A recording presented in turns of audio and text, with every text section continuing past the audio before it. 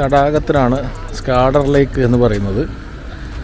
അൽബേനിയയുടെയും മോണ്ടിനീഗ്രോയുടെയും അതിർത്തിയിലാണ് ഈ ഒരു പ്രദേശമുള്ളത്. ഇതിൻ്റെ കുറച്ച് ഭാഗം അൽബേനിയ എന്ന രാജ്യത്തിലാണ്, ബാക്കി ഭാഗം മോണ്ടിനീഗ്രോയിലും. ഇതൊരു ദേശീയ ഉദ്യാനമായിട്ടാണ് അറിയപ്പെടുന്നത്. സ്കാഡർ എന്നൊരു നഗരത്തിൻ്റെ പേരിലാണ് ഈ ഒരു തടാകത്തിന് ആ പേര് വന്നത്. നമുക്കിതിലൊരു ബോട്ടിംഗ് ഉണ്ട്. സ്കാഡർ ലേക്കിൽ മനോഹരമായിട്ടുള്ള മോണ്ടിനീഗ്രോയുടെയും അൽബേനിയയുടെയും പ്രകൃതി ദൃശ്യങ്ങൾ കണ്ടുകൊണ്ട് നമുക്കൊരു യാത്രയുണ്ട്. അതാണ് ഇതിൻ്റെ അടുത്തത്. അതിന് മുമ്പ് നമുക്ക് ലഞ്ച് കഴിക്കണം. ലഞ്ച് കഴിക്കാൻ വേണ്ടിയാണ് നമ്മളിനി പോകുന്നത്. ഒരു ഹോംലി ലഞ്ചാണ് ഇന്ന് നമ്മൾക്ക് ഒരുക്കിയിരിക്കുന്നതെന്നാണ് നമ്മുടെ ഗൈഡ് പറഞ്ഞിരിക്കുന്നത്. അപ്പം അത് കഴിക്കാനാണ് ഇന്ന് പോകുന്നത്. നല്ലൊരു ഗ്രാമപ്രദേശം തന്നെയാണ് ഈ ഒരു ഭാഗം. ഒരുപാട് ടൂറിസ്റ്റുകളൊക്കെ വരുന്നുണ്ട് ഇവിടെ ഒരു ദേശീയോദ്യാനത്തിലെ ബോട്ടിങ്ങിനായിട്ട്.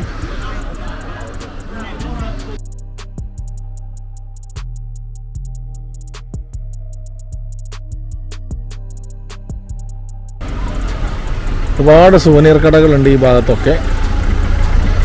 നല്ല സ്നേഹമുള്ള നാട്ടുകാരാണ് ഈ ഭാഗത്തുള്ള കച്ചവടക്കാരൊക്കെ.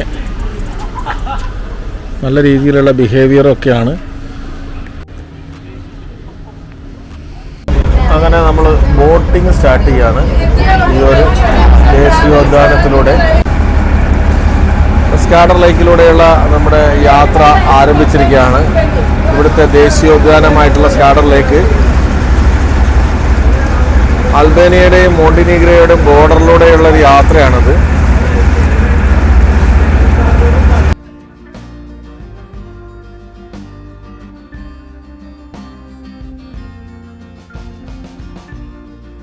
മോണ്ടിനീഗ്രോയിലെ ഒരു പ്രധാനപ്പെട്ട പ്രകൃതി സംരക്ഷണ കേന്ദ്രം കൂടിയാണിത്. നമുക്ക് ലഘുഭക്ഷണങ്ങളൊക്കെ ബോട്ടിൽ കൊണ്ടുവരുന്നുണ്ട്.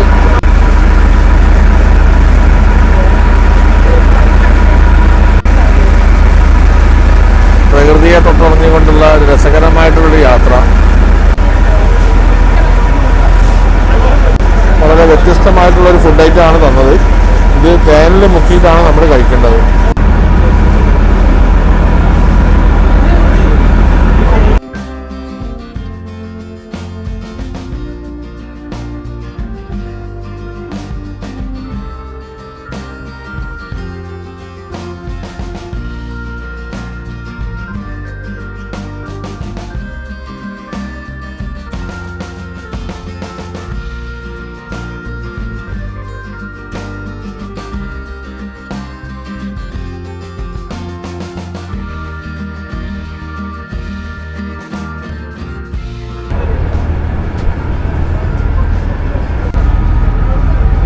അനേകം സഞ്ചാരികൾ ബോട്ടിങ്ങിന് ഏർപ്പെട്ടിട്ടുണ്ട് ഇവിടെ.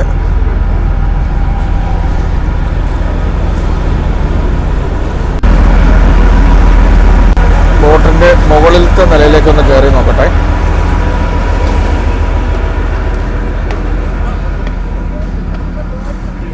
മുകളിൽ നിൽക്കാൻ ഭയങ്കര രസമാണ്. കാഴ്ചകളൊക്കെ നല്ല രീതിയിൽ കാണാൻ പറ്റുന്നുണ്ട്.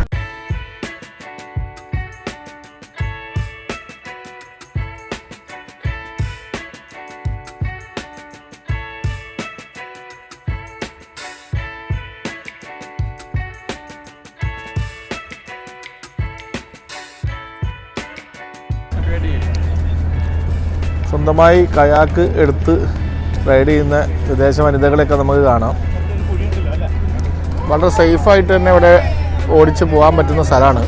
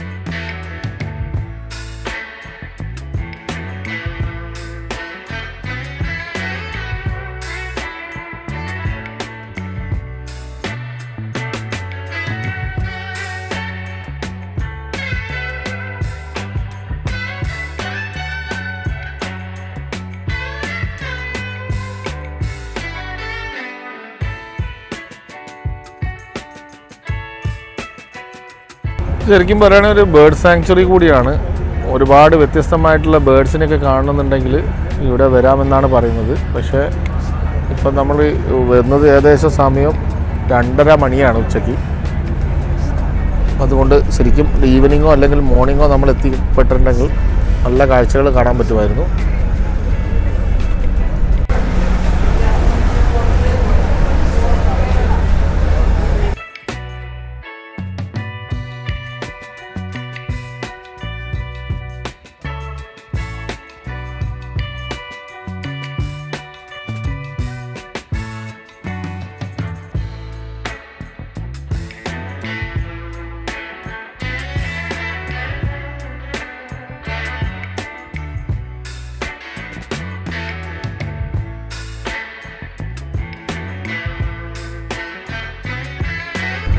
മനോഹരമായിട്ടുള്ള വ്യൂ ആണ് മോണ്ടിനീഗ്രോയുടെ.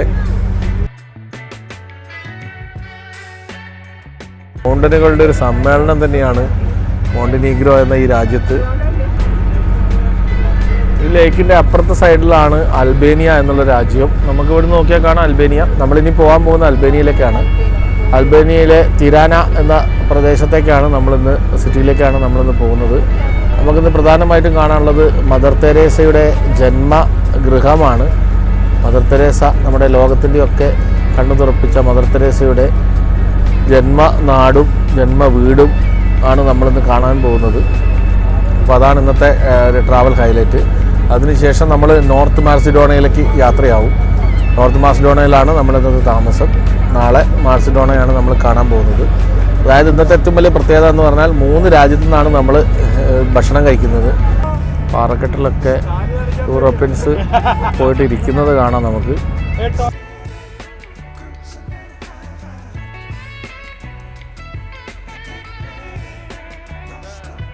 അങ്ങനെ റെസ്റ്റോറൻറ്റിലേക്ക് കയറിയിരിക്കുകയാണ് ഫുഡ് കഴിക്കാനായിട്ട്. ഫുഡൊക്കെ റെഡി ആയിട്ടുണ്ട്. ഫിഷാണ് ഇന്നത്തെ ഐറ്റം.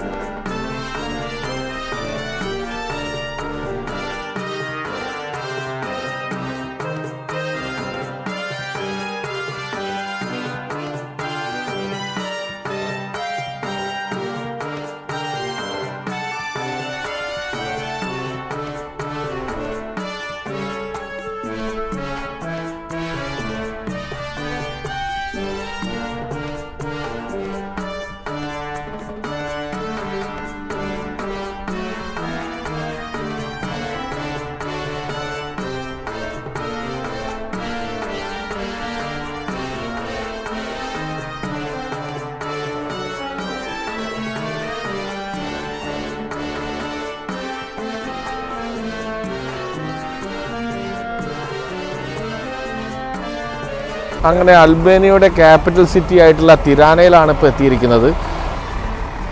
അടിപൊളി സിറ്റി തന്നെയാണ് തിരാന. പൊതുവെ അൽബേനിയ എന്ന് പറഞ്ഞാൽ യൂറോപ്പിൽ ഏറ്റവും ചിലവ് കുറഞ്ഞ രാജ്യമാണ്. അധികം സാമ്പത്തികമായിട്ട് ബെനിഫിറ്റ് ഒന്നും ഇല്ലാത്ത, അധികം ശക്തമൊന്നും അല്ലാത്തൊരു രാജ്യമാണ്. ഇവിടുത്തെ ടാക്സിയൊക്കെ ഇലക്ട്രിക്കാണ്. 80% ടാക്സികളും ഇലക്ട്രിക്കലാണ് ഇവിടെ ഓടുന്നത്.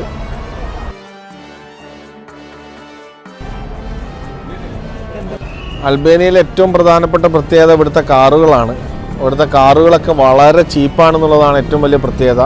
യൂറോപ്യൻ യൂണിയനുകൾ ഒഴിവാക്കുന്ന കാറുകളാണ് ഇവിടെ ഏറ്റവും ചീപ്പായിട്ട് 1 ലക്ഷം രൂപയ്ക്കും 2 ലക്ഷം രൂപയ്ക്കൊക്കെ വാങ്ങിക്കൂട്ടുന്നത്. അതുകൊണ്ട് തന്നെ പുതിയ കാറുകളൊന്നും നമുക്കിവിടെ കാണാൻ പറ്റില്ല. അപ്പോൾ ആ കാണുന്നതാണ് അയോണിക്, ഹുണ്ടായുടെ അയോണിക് കാറാണ്. ടാക്സികളെല്ലാം തന്നെ പുതിയതാണ്, അതുപോലെ തന്നെ 80% ഇലക്ട്രിക്കാണ്. മദർ തെരേസ സ്ക്വയറാണ് നമ്മൾ ഈ കാണുന്നത്. ഇറ്റാലിയൻ വാസ്തുശില്പിയായിട്ടുള്ള ഗൊറാൾഡോ ബോസിയോയാണ് ഈ ഒരു സ്ക്വയർ ആസൂത്രണം ചെയ്തത്. അടിപൊളി നഗരവും യൂറോപ്യൻ നഗരത്തിൻ്റെ എല്ലാ സ്റ്റാൻഡേർഡും കീപ്പപ്പ് ചെയ്തുകൊണ്ട് തന്നെയാണ് ഈ ഒരു നഗരം ഉള്ളത്. ഇതുവരെ യൂറോപ്യൻ യൂണിയനിൽ അംഗമാവാത്ത ഒരു രാജ്യമാണ് അൽബേനിയ.